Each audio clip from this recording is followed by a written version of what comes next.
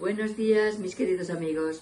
Os presento el próximo congreso de Neurosciences sobre vitalidad y sexualidad que tendrá lugar los próximos días 14 y 15 de noviembre de este año.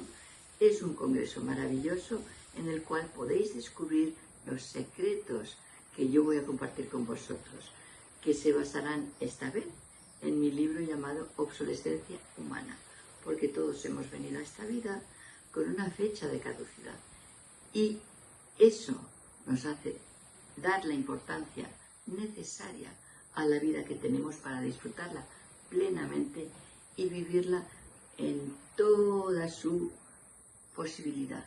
Así que os espero el próximo 14 y 15 de noviembre en el Congreso de Neurociencias de Reforma, Vitalidad y Sexualidad. ¡Hasta pronto!